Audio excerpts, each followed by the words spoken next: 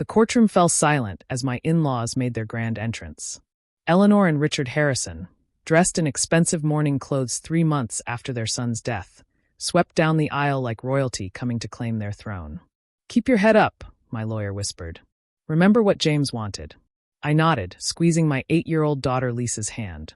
She looked so much like her father, same dark curls, same determined chin. The chin she'd inherited from the Harrisons, though they'd probably deny it now. "All rise." The bailiff called as Judge Martinez entered the courtroom. Eleanor shot me a smug look as we stood. She'd spent the last 3 months telling anyone who would listen that I was an unfit mother, that I couldn't be trusted with James's fortune, that the money should go to them to properly manage for their granddaughter. "Case number 2025 CV 1842, the clerk announced. Harrison versus Montgomery, regarding the trust fund of minor child Lisa Harrison. I watched as Richard and Eleanor's lawyer approached the bench. Howard Pierce III, the kind of attorney who probably charged more for an hour than I used to make in a month as a kindergarten teacher. "Your Honor," Pierce began, his voice dripping with practiced concern, "this is a simple matter of protecting a child's inheritance from potentially unwise management." My lawyer, Sarah Chun, stood up. "Objection, Your Honor. Counsel is attempting to prejudice the court with unfounded implications about my client's financial capability." "Sustained," Judge Martinez said. "Mr. Pierce, stick to the facts." Pierce smoothed his tie.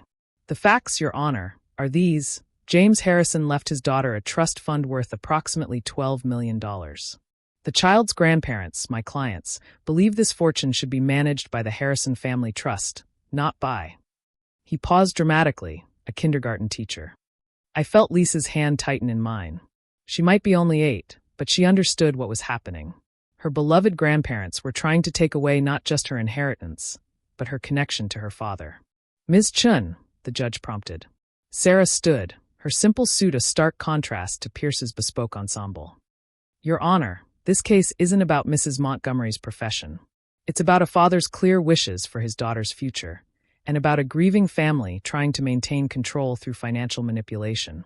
Eleanor made a small sound of outrage.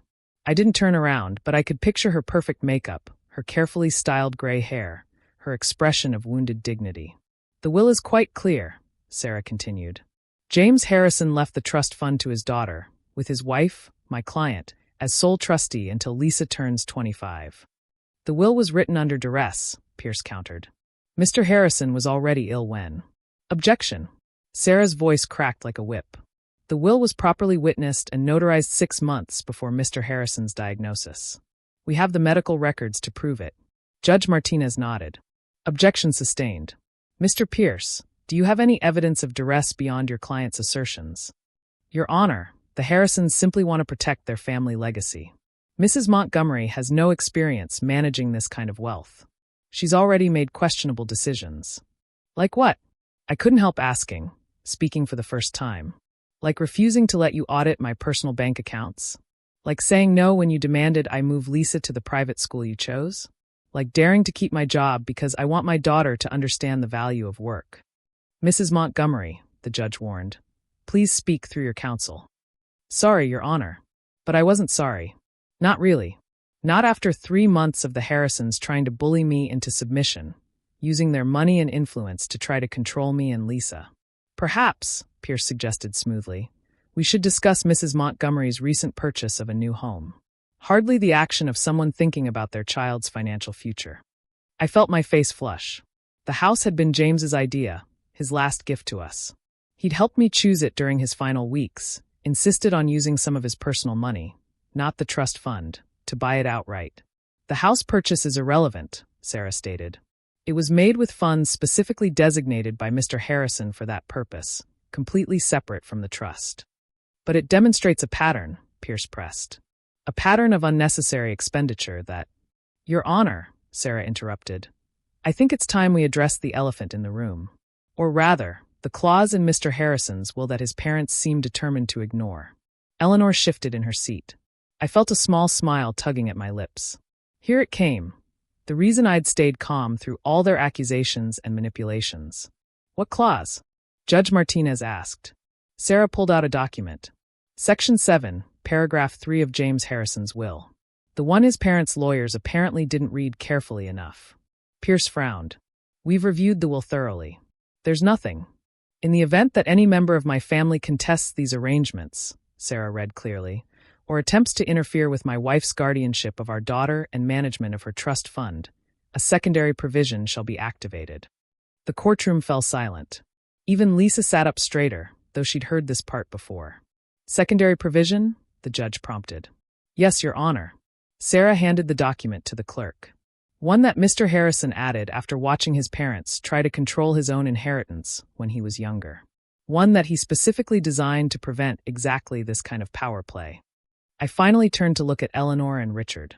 Their faces had gone pale, their perfect composure cracking just slightly. What kind of provision? Pierce demanded. Sarah smiled.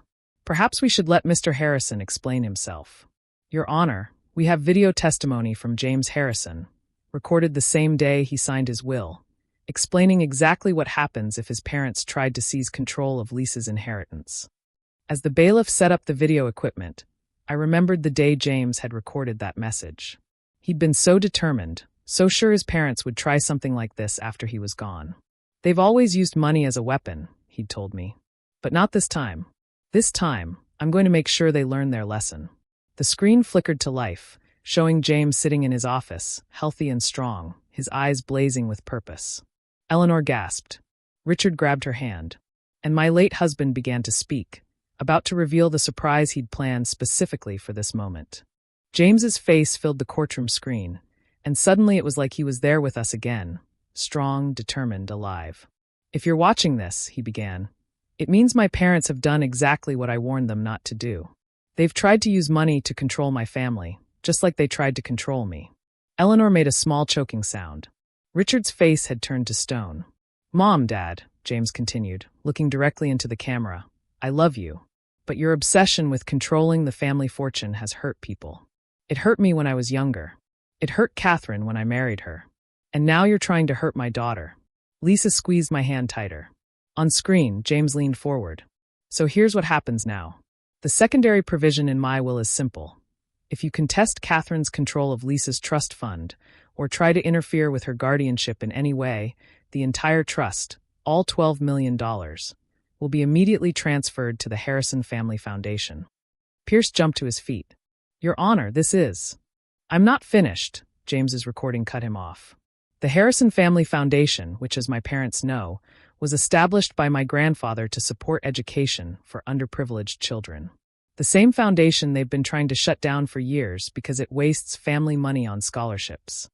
I watched Eleanor's perfect composure crumble as James continued. But here's the real twist. Along with the money, I'm transferring controlling interest in the foundation to its current executive director. James smiled. Who happens to be my wife, Catherine. The courtroom erupted in chaos. Pierce was shouting about undue influence. Eleanor had burst into tears, and Richard looked like he might have a stroke. Order. Judge Martinez banged her gavel. Mr. Pierce, sit down and let the recording finish. On screen, James was still speaking. Catherine has been running the foundation for the past 3 years, though my parents never bothered to find out. They were too busy looking down on her for being a kindergarten teacher to realize she has an MBA in nonprofit management. I felt a small smile tugging at my lips, remembering how James had encouraged me to take the role. They'll never see it coming, he'd said. So here's your choice, James continued.